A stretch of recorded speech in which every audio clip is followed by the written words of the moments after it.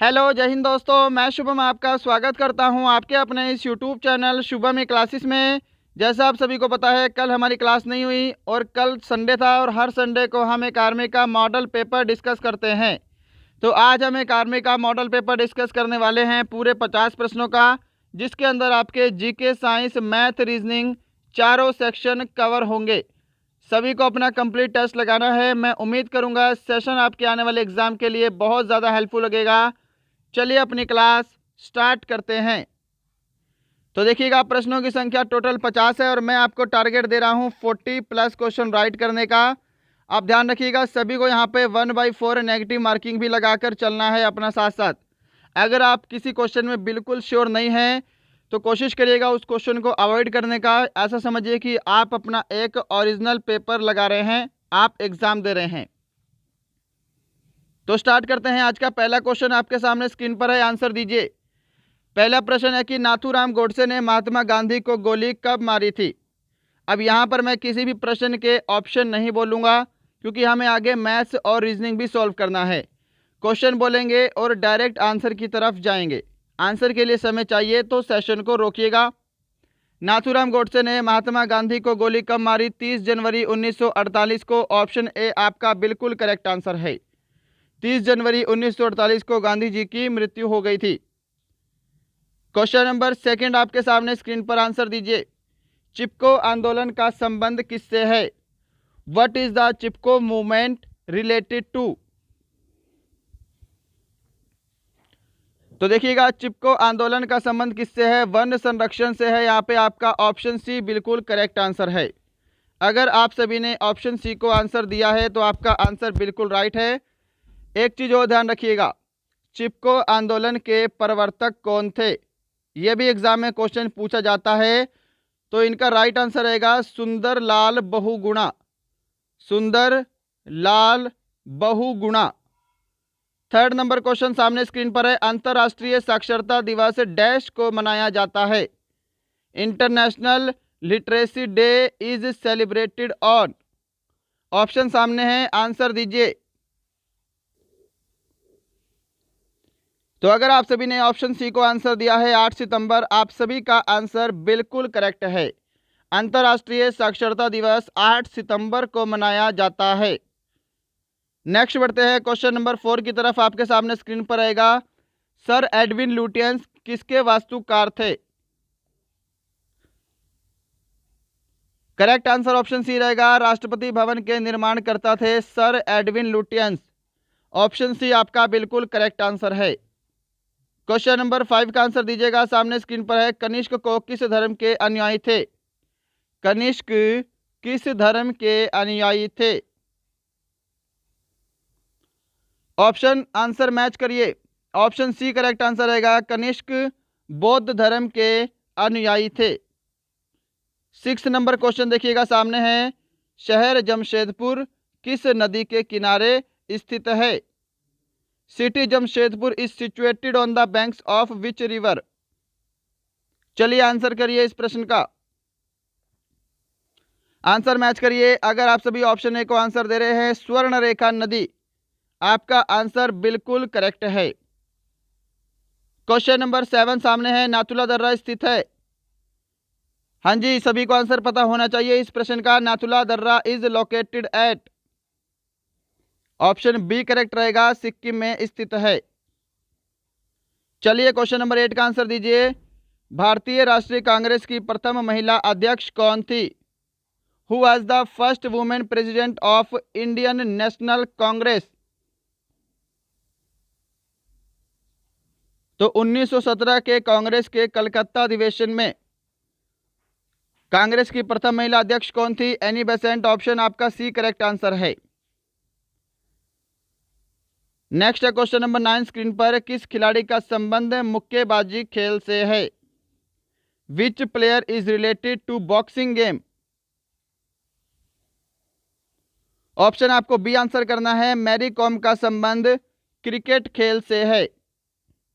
क्या सभी ने ऑप्शन बी को आंसर दिया है?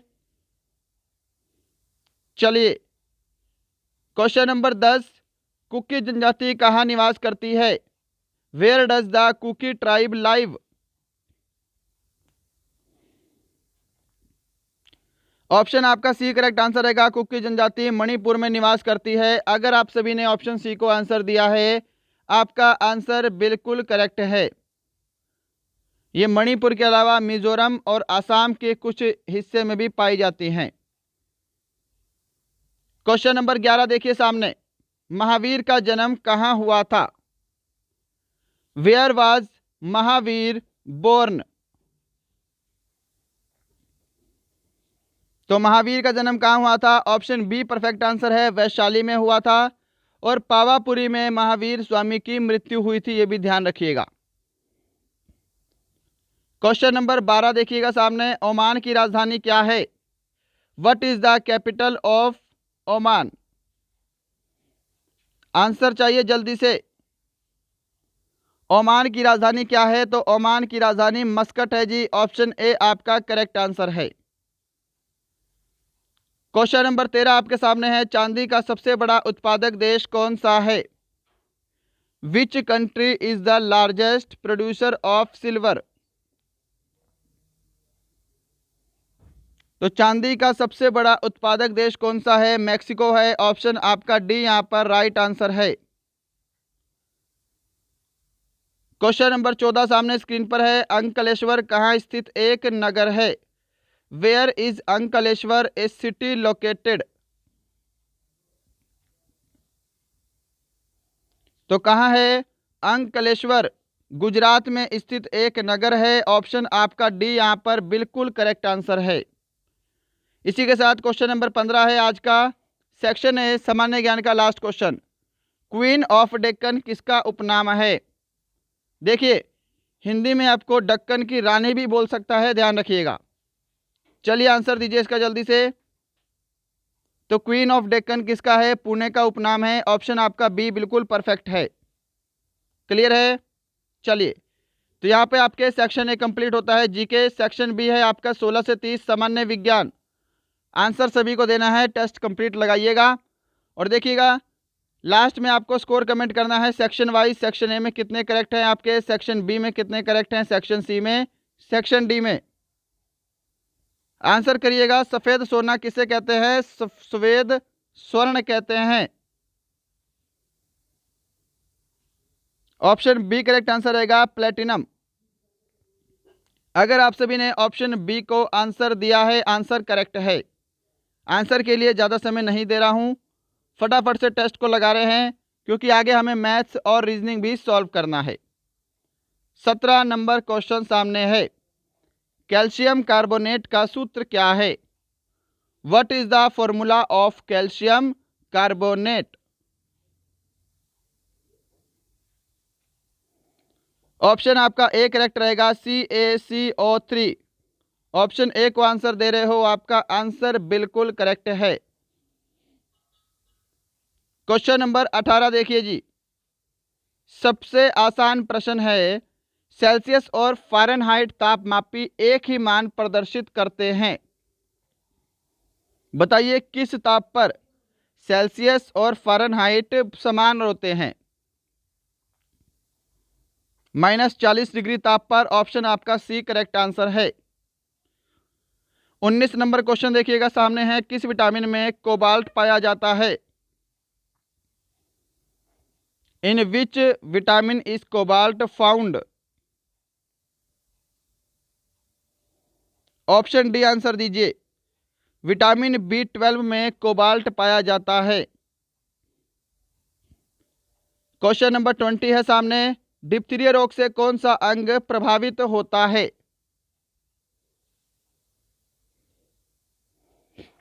तो डिप्थीरिया रोग से गला प्रभावित होता है। ऑप्शन आपका यहां पर बी राइट आंसर है। 21 नंबर क्वेश्चन सामने स्क्रीन पर है, लार किसके पाचन में मदद करती है? सलीवा helps in the digestion of. सबसे आसान प्रश्न है, कई बार एग्जाम में पूछा गया है, कई बार हमारे द्वारा भी करवाया गया है। तो लार क्या है? स्टार्च के पाचन में मदद करती है। ऑप्शन आपका बी करेक्ट आंसर है।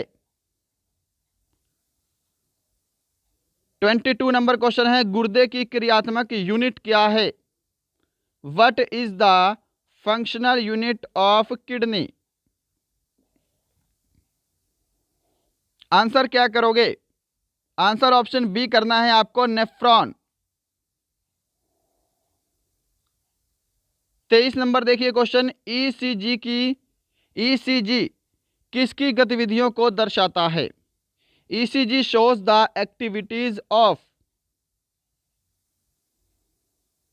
ऑप्शन आपका यहां पर बी करेक्ट आंसर रहेगा। ईसीजी जो है यह हृदय की गतिविधियों को दर्शाता है। जिन्होंने ऑप्शन बी को आंसर दिया है उनका आंसर राइट है। अभी तक आपने हमारे सेशन को लाइक नहीं किया है, लाइक ज़रूर करिएगा। सेशन पसंद आ रहा है, आपका कोई फ्रेंड आर्मी की तैयारी करता है, उसे हमारा सेशन ज़रूर शेयर करेंगे। और यदि आपको लगता है हमारा चैनल आपके लिए हेल्पफुल है, आप हमारे चैनल पे नए हैं तो सब्सक्राइब करके बेल आइकन ज़रूर दबाइएगा। 24 नंबर क्वेश्चन है, आयोडीन की कमी के कारण कौन सा रोग होता है? इनमें से कौन सा रोग है जो आयोडीन की कमी के कारण होता है? आंसर ऑप्शन ए रहेगा, ग्वाइटर डिसीज, जिसे हम हिंदी में बोलते हैं घेंगा रोग। आयोडीन की कमी से होने वाला रोग है। 25 नंबर क्वेश्चन है, ऑयल ऑफ विट्रॉयल का रासायनिक नाम क्या है? Important, what is the chemical name of oil of vitriol? Right answer option A रहेगा, sulphuric acid oil of vitriol का रासायनिक नाम है। अगर आप सभी ने ऑप्शन ए को आंसर दिया है, आपका आंसर बिल्कुल करेक्ट है। क्वेश्चन नंबर 26 देखिएगा, सामने स्क्रीन पर है, स्टीम इंजन का आविष्कार किसने किया था? Who invented the steam engine? यानी कि भाप के इंजन का आविष्कार किसने किया? आंसर क्या करोगे? आंसर सभी को ऑप्शन डी करना है, जेम्स वाट ने भाप के इंजन यानी कि स्टीम इंजन का आविष्कार किया था, इन्वेंट किया था। 27 नंबर क्वेश्चन देखो जी, एक आदर्श अमीटर का प्रतिरोध डैश होना चाहिए? The resistance of an ideal ammeter should be. Option B correct answer रहेगा, 0। सभी ने ऑप्शन बी को आंसर दिया है। नेक्स्ट है क्वेश्चन नंबर 28, सामने स्क्रीन पर, उत्तल लेंस की क्षमता होती है। What is the power of a convex lens? Option screen पर है, आंसर दीजिए। देखिए, उत्तल लेंस की क्षमता होती है धनात्मक, पॉजिटिव। ऑप्शन आपका ए करेक्ट आंसर है। इसी के साथ हम अगर अवतल लेंस की बात करें, यह भी ध्यान रखिएगा, अवतल लेंस की क्षमता होती है ऋणात्मक, नेगेटिव। नेक्स्ट है 29, what should be the minimum distance between the listener and the reflector to hear the echo? प्रतिध्वनि सुनने के लिए श्रोता एवं प्रवर्तक के बीच न्यूनतम कितनी दूरी होनी चाहिए? ऑप्शन आपका डी करेक्ट आंसर रहेगा, 17 मीटर। अगर आप सभी ने ऑप्शन डी को आंसर दिया है, आपका आंसर यहां पर बिल्कुल करेक्ट है। बढ़ते हैं नेक्स्ट क्वेश्चन की तरफ, और उससे पहले, और अभी तक आपने हमारी ई बुक नहीं ली है, हमारी इस समय 2 ई बुक अवेलेबल है। एक हमारी 2800 प्लस प्रश्न है जीके जीएस की सब्जेक्ट वाइज, एक हमारे मॉडल पेपर की ई बुक है। सामने आपको प्राइसिंग दिखाई दे रही है। आपको क्या करना है, दिए गए नंबर पे आपको फ़ोन पे, पेटीएम या गूगल पे से पेमेंट करना है और व्हाट्सएप पे स्क्रीनशॉट भेज देना है।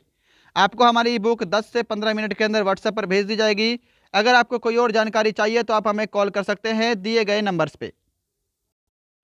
क्वेश्चन नंबर 30 है सामने, रक्त प्लाज्मा का कितने प्रतिशत भाग प्रोटीन होता है? अब देखिए, ये क्वेश्चन इंपॉर्टेंट है, थोड़ा सा डीपली है। मानव रक्त में आप सभी को पता है प्लाज्मा होता है। क्या होता है? प्लाज्मा होता है लगभग 60% के समथिंग। इस प्लाज्मा में 90% क्या होता है? जल होता है। ये क्वेश्चन भी एग्जाम में आ चुका है। तो आपसे आगे ये भी पूछ सकता है कि रक्त प्लाज्मा में कितने प्रतिशत भाग प्रोटीन होता है? तो ध्यान रखिएगा, लगभग 7% भाग जो है वो क्या होता है? वो प्रोटीन होता है। ऑप्शन आपका डी यहाँ पे राइट आंसर रहेगा।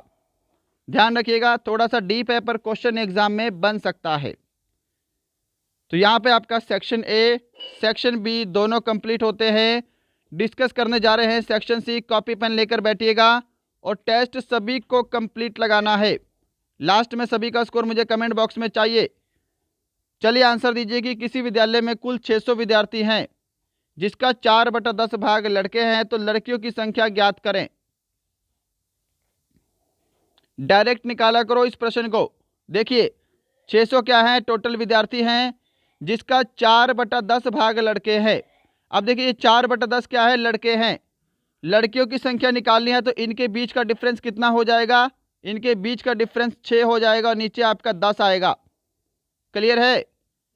तो यहाँ पे 6/10 भाग जो क्या है वो लड़कियां रहेंगी। अब लड़कियों की संख्या निकाल दो डायरेक्ट। यहाँ पे 0 से 0 कैंसिल, 6 को 60 से मल्टीप्लाई करेंगे, 360 आपका करेक्ट आंसर है। 600 विद्यार्थी में 360 टोटल लड़कियां हैं। क्या सभी ने ऑप्शन बी को आंसर दिया है? चलिए बढ़ते हैं नेक्स्ट क्वेश्चन की तरफ। नेक्स्ट है क्वेश्चन नंबर 32 सामने स्क्रीन पर, इसका आंसर दीजिए। क्वेश्चन नंबर 32 का सॉल्यूशन करिए जल्दी से। सभी प्रश्न आपके आर्मी के लेवल के ही अरेंज किए हैं, एक ही दो प्रश्न मिलेंगे जो आपको थोड़े से अच्छे लेवल के मिलेंगे। चलिए आंसर दीजिएगा। देखिए ये क्वेश्चन मार्क है, ठीक है, और नीचे आपका क्या है, डिवाइड बाई 3 है। अब इस क्वेश्चन मार्क को मैं x मान लेता हूं, कोई प्रॉब्लम तो नहीं है ना। देखिए x/3 और यहाँ पे क्या है, गुणा 5 है, तो बराबर कितना दे रखा है आपको, 60 दे रखा है। आपको x की वैल्यू निकालनी है, सिंपल है ना। अब देखिए 5 से 60 को भाग करेंगे तो ये 12 बार में भाग हो जाएगा। ये 3 इधर जाके जब 12 में मल्टीप्लाई होगा तो x की वैल्यू कितनी बनेगी भाई, 36 बनेगी। कहाँ पे है, ऑप्शन सी में है। ऑप्शन सी आपका राइट आंसर है। अगर आप सभी ने ऑप्शन सी को आंसर दिया है, आपका आंसर बिल्कुल करेक्ट है। क्वेश्चन नंबर 33 आपके सामने स्क्रीन पर है, आंसर दीजिएगा कि 42, 63 और 140 का HCF ज्ञात करो। अब देखिए HCF क्या होता है, आपका हाईएस्ट कॉमन फैक्टर होता है। क्लियर? मैं आपको एक और तरीका बताता हूँ, मैं आपको पहले बता चुका हूँ। यहाँ तो आप सिंपल वे से भी कर सकते हैं या फिर थोड़ा सा दिमाग लगाइए। ऑप्शन में आपको सबसे बड़ा अंक देखना है कि जो इनको डिवाइड करेगा वो आपका HCF होगा, जो सभी को डिवाइड कर देगा।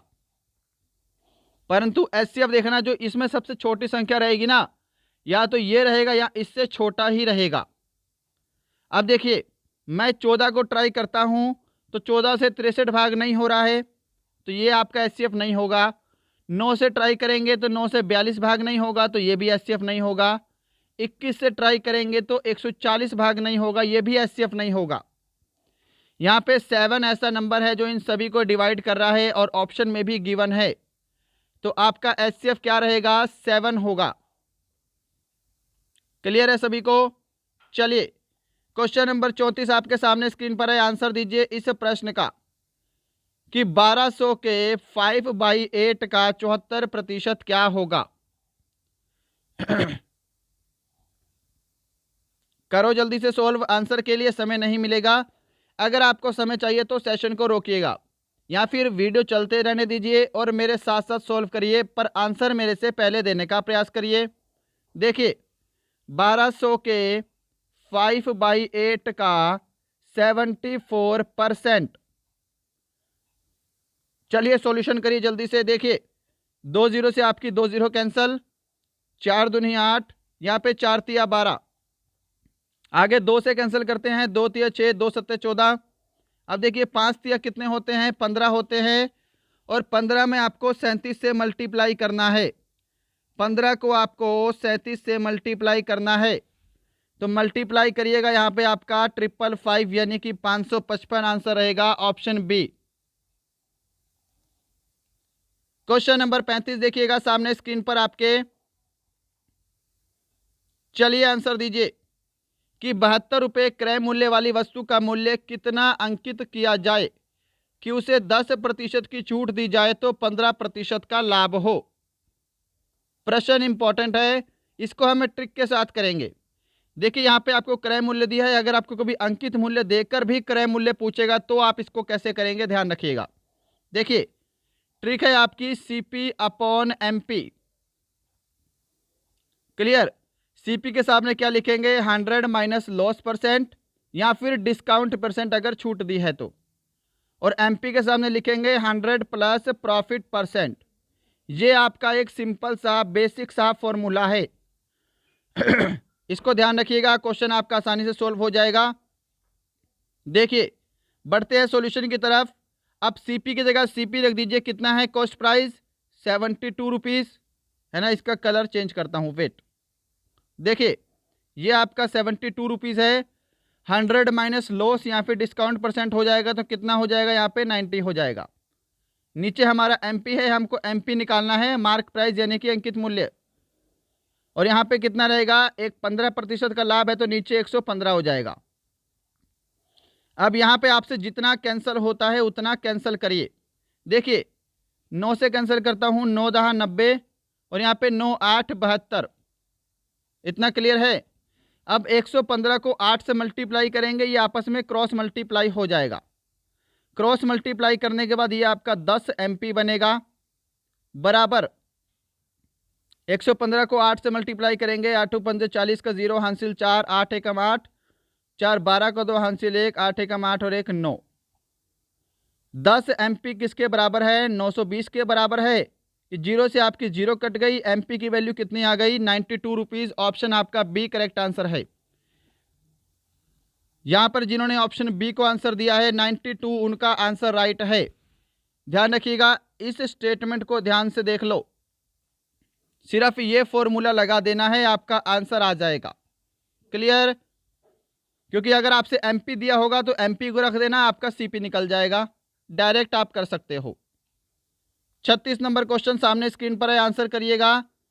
एक वस्तु 12.5% के लाभ पर बेचने पर एक वस्तु 12.5% के लाभ पर 4500 रुपये में बेची गई, उसकी लाभ राशि कितनी है? उसको कितने का लाभ हुआ है? अब देखिए अगर आपको प्रॉफिट निकालना है, प्रॉफिट का फॉर्मूला क्या होता है? एसपी माइनस सीपी यानी कि विक्रय मूल्य माइनस क्रय मूल्य, यही होता है ना। तो पहले आपको क्रय मूल्य निकालना पड़ेगा, तभी तो आप विक्रय मूल्य में से क्रय मूल्य माइनस करोगे और आंसर आएगा आपका। तो क्रय मूल्य यानी कि सीपी का फॉर्मूला क्या होता है? विक्रय मूल्य गुणा 100। यहां पे आपका लाभ हुआ है तो 100 प्लस प्रॉफिट परसेंट। चलिए अब फॉर्मूला लगाते हैं। देखिएगा विक्रय मूल्य कितना है? 4500 रुपये, गुणा करेंगे 100 से और नीचे 12.5% का लाभ है, इसमें 100 जोड़ेंगे तो 112.5 बनेगा, है ना।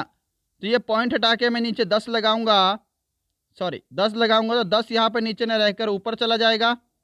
तो मैं इसको पूरे को सॉल्व कर लेता हूँ। पॉइंट हटा के डायरेक्ट 5 और ऊपर 1 0 मैंने और लगा दी। इतना क्लियर है सभी को? अब इसको सॉल्व करिए जल्दी से भाई, इसको जल्दी से सॉल्व करिए। ठीक है, यहाँ पे मैं कैंसल आउट नहीं करूंगा, डायरेक्ट लिखता हूं। इसको सॉल्व करने के बाद आपका 4000 रुपये आएगा। 4000 रुपये क्या है? आपका क्रय मूल्य है। हमको प्रॉफिट निकालना था सिर्फ, तो क्या करेंगे? विक्रय मूल्य में से क्रय मूल्य घटा दीजिए, यानी कि 4500 में से अगर मैं 4000 घटाऊंगा तो 500 रुपये का उसको लाभ हुआ है टोटल। ऑप्शन आपका डी करेक्ट आंसर है। बस इतना सा प्रश्न था ये। चलिए नेक्स्ट बढ़ते हैं क्वेश्चन नंबर 37 की तरफ। आंसर करिएगा कि 3 संख्याएं 4:5:6 के अनुपात में है। यदि उनका औसत 50 हो तो सबसे छोटी संख्या क्या होगी? कैसे करोगे? आंसर दीजिए जल्दी से जी। देखिए 3 संख्याएं क्या हैं? 4:5:6 के अनुपात में। क्लियर? तीनों संख्याओं का औसत 150 है, तीनों संख्या का औसत 50 है। तो अगर मैं 50 को 3 से गुणा कर दूं, तीनों संख्याओं का टोटल कितना आ जाएगा? 150 आ जाएगा। क्लियर? यहां पर तीनों संख्याओं का टोटल 150 है। रेशो में अगर मैं टोटल करूं, 5 4 9 9 और 6 15 हो रहा है रेशो में टोटल, और यहाँ पे कितना टोटल हो रहा है? 150 हो रहा है। तो 15 रेशो की वैल्यू 150 के बराबर। यहाँ से एक रेशो की वैल्यू निकाल लो बस, 15 एकम 15 और यहाँ पे आपका 10 बार में चला जाएगा। एक रेशो की वैल्यू कितनी है जी? 10 है। हमको बोला है सबसे छोटी संख्या यानी कि 4 रेशो की वैल्यू। अगर 1 रेशो की वैल्यू 10 है तो 4 रेशो की वैल्यू कितनी हो जाएगी? 10 गुणा 4 यानी कि 40। ऑप्शन आपका ए करेक्ट आंसर है। क्वेश्चन नंबर 38 देखिएगा सामने स्क्रीन पर आपके कि यदि एक संख्या का 60% दूसरी संख्या के 2/3 के बराबर है तो संख्याओं का अनुपात क्या होगा? सॉल्यूशन करिए कॉपी पेन में। देखिए, मैंने माना पहली संख्या x और दूसरी संख्या y। क्लियर? देखिए कि x का 60% यानी कि x गुना 60/100, x का 60% बराबर क्या है? दूसरी संख्या के 2/3 के बराबर है यानी कि 2/3 y के बराबर है। अब इसका सॉल्यूशन करिए। देखिए, 0 से आपकी 0 कैंसिल, 2 से कैंसिल करता हूं, 2 3 6 यहां पे आ गया। अब क्रॉस मल्टीप्लाई करिए क्योंकि आगे कुछ भी कैंसिल नहीं हो रहा है। तो क्रॉस मल्टीप्लाई करने के बाद यहां पे आपका 9x बनेगा, यहां पे आपका 10y बनेगा। क्लियर है? तो यहां से x और y का अनुपात ही तो निकालना है। x की वैल्यू कितनी है? यहां पे 10 है जी, और y की वैल्यू कितनी है? यहां पे 9 है। तो 10:9 ऑप्शन आपका ए करेक्ट आंसर है डायरेक्ट। सभी ने ऑप्शन ए को आंसर दिया होगा। चलिए 39 नंबर क्वेश्चन डिस्कस करेंगे सामने स्क्रीन पर। 125वां पद बताना है आपको। इसको हम बोलते हैं एपी यानी कि अरिथमेटिक प्रोग्रेशन। तो 125वां पद निकालना है। इसका फॉर्मूला क्या होता है? a plus n minus 1 D. यही होगा ना nth टर्म का फॉर्मूला निकालने का तरीका। a कितना होता है? जो पहली संख्या है, प्लस n क्या है? जो आपको यहाँ पे पद निकालना है। तो 125 माइनस 1 करेंगे तो यहाँ पे 124 बनेगा। और d कितना है? जो इनके बीच का डिफरेंस होता है उसको हम d बोलते हैं, कॉमन डिफरेंस। तो d आपका 5 है जी। अब 124 को 5 में मल्टीप्लाई करेंगे तो कितना बनेगा? 5 चौके 20 का 0 हासिल 2, 5 दूनी 10, 2 12 का 2 हासिल 1, 5 एकम 5 और 1 6, 620 प्लस 5 सोल्व करेंगे तो यहाँ पे 625 बनेगा। ऑप्शन आपका डी यहाँ पे करेक्ट आंसर रहेगा। सभी ने ऑप्शन डी को आंसर दिया होगा। चलिए 40 नंबर क्वेश्चन देखो सामने स्क्रीन पर। क्वेश्चन नंबर 40 है, किसी वर्ग का परिमाप 120 मीटर है, उसका विकर्ण ज्ञात करें। ध्यान से देखिए, सिंपल प्रश्न है। ये मेंसुरेशन तो मैं आपको कंप्लीट करवा ही चुका हूं पहले कई बार। आप YouTube पे लिखेंगे मेंसुरेशन शुभम ई क्लासेस, आपके सामने पूरा चैप्टर आएगा। वर्ग के परिमाप का फॉर्मूला होता है 4a। वर्ग के विकर्ण का फॉर्मूला होता है √2a। क्लियर है? देखिए, वर्ग का परिमाप कितना दे रखा है? 120 मीटर। तो 4a बराबर 120। 4 से 120 को भाग करेंगे तो a की वैल्यू कितनी बनेगी? 30 बनेगी जी। अब इस a को इसमें पुट कर दीजिए, आपका विकर्ण आ जाएगा। देखिए, √2 गुणा 30 सोल्व करेंगे तो यहाँ पे 30√2 आपका आंसर बनेगा। ऑप्शन आपका सी करेक्ट आंसर है। अगर आप सभी ने ऑप्शन सी को आंसर दिया है, आपका आंसर बिल्कुल राइट है। चलें आगे। चलिए नेक्स्ट बढ़ते हैं क्वेश्चन नंबर 41 की तरफ। सामने स्क्रीन पर है, इसका आंसर करिएगा। और ये क्वेश्चन देखिए आपको ऑब्जर्वेशन से करना है। ये क्वेश्चन आपको 50% सोल्व करना है, बाकी आप ऑब्जर्वेशन से करेंगे तो अच्छा रहेगा। चलिए सॉल्यूशन पे चलते हैं। किसी आयत का परिमाप 24 सेंटीमीटर है, थोड़ी सी गले में प्रॉब्लम है। चलिए, जबकि उसका क्षेत्रफल 32 वर्ग सेंटीमीटर है, तो आयत की लंबाई और चौड़ाई क्या है? तो देखिएगा, आयत का परिमाप का फॉर्मूला क्या होता है? 2 × L + B, जिसकी वैल्यू दे रखी है 24। क्लियर? आयत का क्षेत्रफल का फॉर्मूला क्या होता है? L गुणा B, लंबाई गुणा चौड़ाई, जिसकी वैल्यू दे रखी है 32। अब यहां पर देखिए, ये 2 से आपका 24 भाग होगा तो यहाँ पे 12 बचेगा। क्लियर? ध्यान से समझिएगा, L प्लस बी की वैल्यू 12 है और L गुणा बी की वैल्यू 32 है। ऑप्शन में आपको क्या है, लंबाई और चौड़ाई दे रखी है।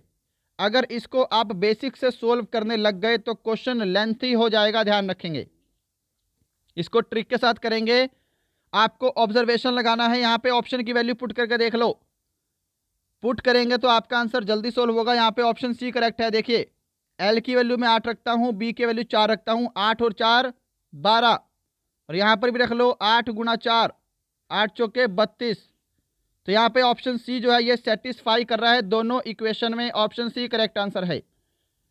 एग्जाम में आपको ऐसे ही करना है, कुछ प्रश्न आपको फटाफट से सोल्व करने हैं ऑब्जर्वेशन लगा के, ऑप्शन पुट करके, ताकि आपका समय ज़्यादा यहाँ पे इन्वेस्ट ना हो, आप जल्दी से क्वेश्चन करके निकल जाओ। क्योंकि वहाँ पे तो आपको ऑप्शन ही काला करना है ना, गोला ही तो भरना है, सोल्व करके नहीं दिखाना है कि कैसे किया है। 42 नंबर क्वेश्चन देखिएगा सामने स्क्रीन पर। अब इस प्रश्न को ध्यान से समझिएगा। किसी धन पर 2 वर्ष का चक्रवृद्धि ब्याज 249.60 रुपये तथा साधारण ब्याज 240 है, तो ब्याज की दर ज्ञात करें।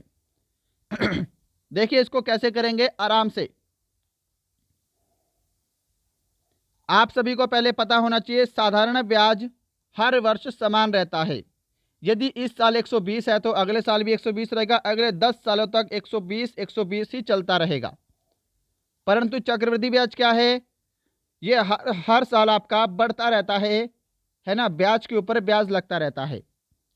अब देखिए, पहली चीज आपको पता होना चाहिए, पहले वर्ष का साधारण ब्याज और चक्रवृद्धि ब्याज दोनों सेम रहते हैं, कोई अंतर नहीं होता है। तो यहां पे मैं SI लिखता हूं, सिंपल इंटरेस्ट। यहां पर मैं CI लिखता हूं, कंपाउंड इंटरेस्ट, चक्रवृद्धि ब्याज। आप समझिए ध्यान से कि अगर 2 सालों का साधारण ब्याज 240 है, यानी कि पहले साल भी 120 होगा फिर, और दूसरे साल भी 120 होगा, तभी जाके 240 बना है। क्लियर है इतना। अब रही बात चक्रवृद्धि ब्याज की, तो पहले साल का साधारण ब्याज और चक्रवृद्धि ब्याज सेम रहता है, 120 ही रहेगा। दूसरे साल कितना है, दूसरे साल 120 तो होगा ही, पर इसमें 9.60 और ऐड हुआ है, तब जाके ये कितना बना है, 249.60। इतना क्लियर है ना। तो यहाँ पे कितना एक्स्ट्रा हुआ है, ध्यान से समझिए। ये 120 में 9.60 ऐड हुआ है, ये कितना परसेंट ऐड हुआ है, यही आपको निकालना है। बस इतना सा, सिर्फ इतना ही निकालना है। देखिए करते हैं, यहाँ पे 9.60 120 का कितना प्रतिशत है, बस आपको इतना ही निकालना है। उसके बाद क्वेश्चन ही सॉल्व हो गया सारा की सारा। क्लियर है। अब देखिए, ये 9.60 को 100 से अगर मल्टीप्लाई करूंगा तो ये बीच का जो पॉइंट है, ये बीच का पॉइंट आपका हट जाएगा, है ना। 0 से 0 कैंसर, 12 से कैंसर करूंगा, 12 8 96, 8% आपका आंसर रहेगा, ऑप्शन ए। ऐसे प्रश्नों को ऐसे ही सॉल्व करिएगा, बहुत ही आसानी से सॉल्व हो जाएगा। 43 नंबर क्वेश्चन देखिएगा, सामने स्क्रीन पर है कि एक 110 किलोमीटर प्रति घंटा कार की स्पीड 20% बढ़ाई जाती है, नई स्पीड क्या होगी। सिंपल सी बात है भाई, 110 का 20% कितना होता है, निकालो। 110 का 20% निकालोगे कितना होगा, 22 होगा। 20% तो निकाल लोगे, उसमें इसको जोड़ दो बस। यहाँ पे 132 किलोमीटर प्रति घंटा, ऑप्शन बी आपका राइट आंसर होगा कि 110 किलोमीटर प्रति घंटा स्पीड थी, 20% बढ़ा दी तो कितनी हो गई, 132 किलोमीटर प्रति घंटा। 44 नंबर क्वेश्चन देखिएगा, सामने स्क्रीन पर है।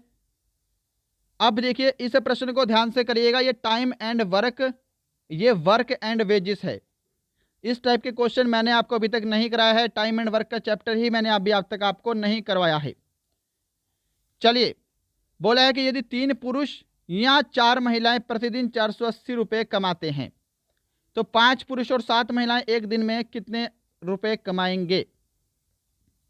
देखिए ध्यान से, यहां पे बीच में या दे रखा है, यानी कि और दे रखा है। इसका मतलब है कि 3 पुरुष भी एक दिन में 480 रुपये कमाते हैं और 4 महिलाएं भी एक दिन में 480 रुपये कमाती हैं, अलग अलग अपने लेवल पर। समझ पा रहे हो? बीच में या का मतलब यही होता है, लास्ट में हमको तो और बताना है दोनों को जोड़ के। ये दोनों स्टेटमेंट का मीनिंग अलग अलग है, ध्यान रखिएगा। अब देखिए 3 पुरुष क्या हैं, 3 पुरुष को मैं 3 मेल लिख लेता हूं, एम 480 रुपये कमाते हैं।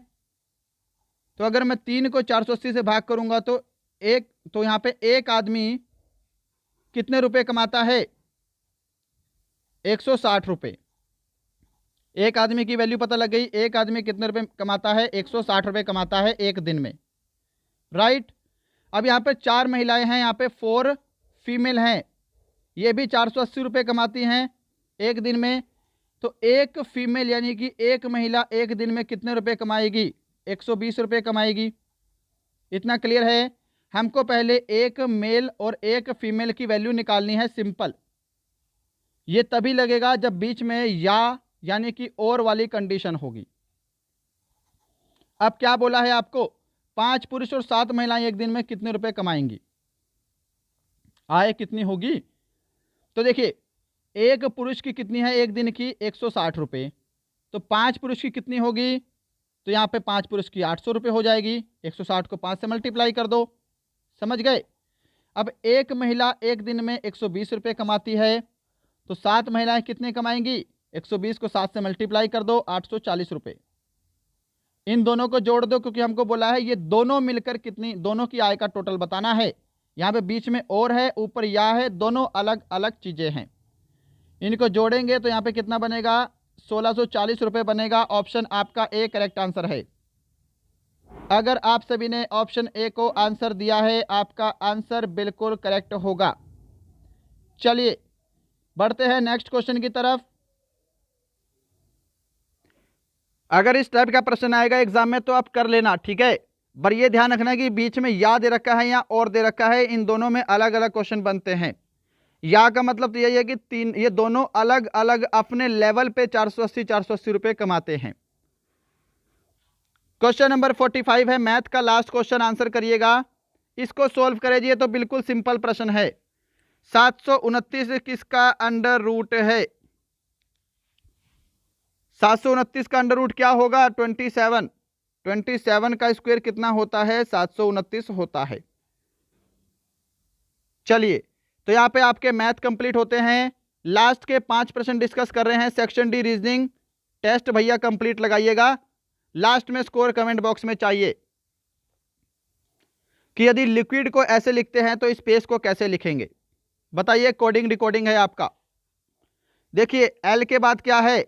MNO को छोड़कर यहाँ पे P ऐड किया है।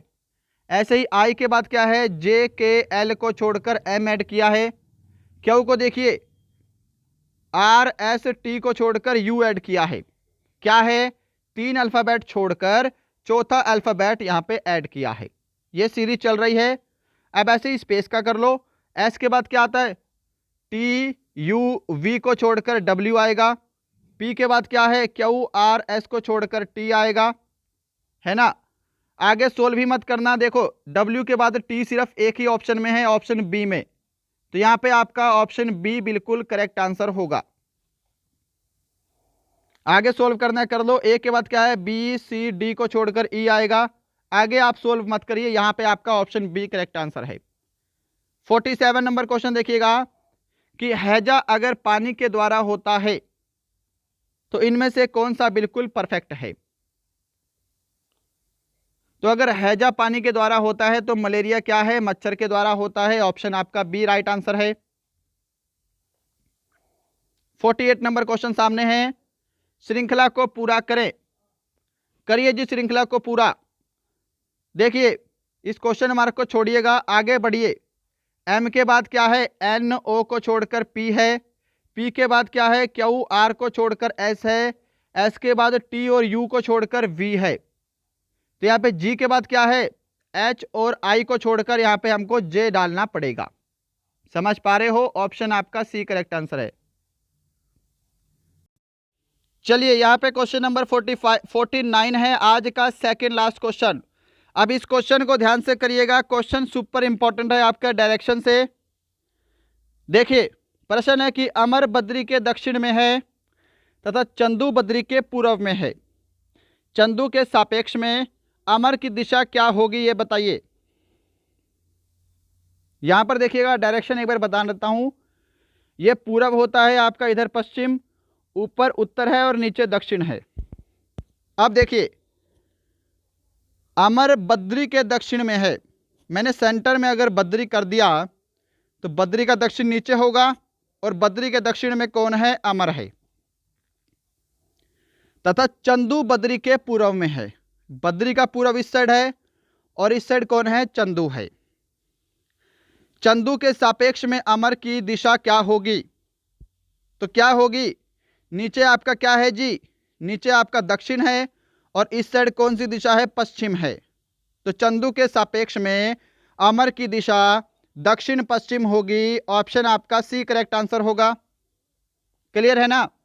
चलिए, सेकंड हो गया आपका, लास्ट क्वेश्चन कंप्लीट। नेक्स्ट करते हैं क्वेश्चन नंबर 50, आज का लास्ट क्वेश्चन। आंसर दीजिएगा। ये क्वेश्चन थोड़ा सा अच्छे लेवल का है, आंसर करिए इसका जल्दी से। ध्यान से देखिएगा क्वेश्चन को। यहां पर मैं पहले डायरेक्शन बना देता हूं। यहां पे डायरेक्शन का बहुत बड़ा रोल है भाई, नहीं तो कंफ्यूजन में आपका क्वेश्चन गलत होगा, है ना। देखिए डायरेक्शन है, 1 मिनट, ये आपका पूरब है जी, यहां पे आपका पश्चिम होता है, ऊपर उत्तर होता है और नीचे क्या होता है, आपका दक्षिण होता है। प्रश्न है कि यदि दक्षिण दक्षिण पश्चिम बन जाता है तो उत्तर क्या होगा, यह बताना है आपको यहां पे। अब यहां पर ध्यान से देखिए, यहां पर मैं अदर डायरेक्शन भी बना देता हूं, ठीक है। यह आपकी अदर डायरेक्शन है।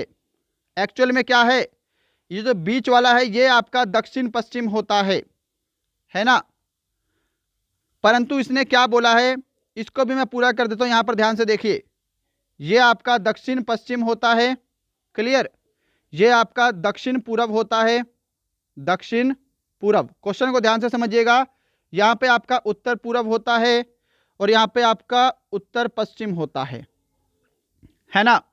बोला है कि दक्षिण क्या है, दक्षिण पश्चिम बन जाता है। तो ये दक्षिण क्या हो गया जी, ये दक्षिण आपका दक्षिण पश्चिम बन गया। इसका भी कलर चेंज कर लें, इसको रेड कर लो। ये दक्षिण जो है दक्षिण पश्चिम बन गया। अब यहां पर समझिए, दक्षिण पश्चिम यहां था, दक्षिण पश्चिम यहां आ गया, है ना। तो ये दक्षिण जो एक्चुअल में था, ये दक्षिण आपका इस साइड चला जाएगा। ये एक्चुअल में दक्षिण दिशा बन गई। समझ पा रहे हो ना। ये अब असलियत में दक्षिण दिशा बनेगी। थोड़ा सा इधर इधर खिसक गया, ये दक्षिण पश्चिम था, अब दक्षिण पश्चिम ये हो गया, तो आपका एक्चुअल में दक्षिण यहां पे आ जाएगा। समझ गए। अब यहां पे अगर दक्षिण है तो यहां पे आपका उत्तर हो जाएगा, ठीक है। अब यहां पे आपका उत्तर है तो ये आपका पूरब हो जाएगा और ये आपका क्या हो जाएगा, पश्चिम हो जाएगा।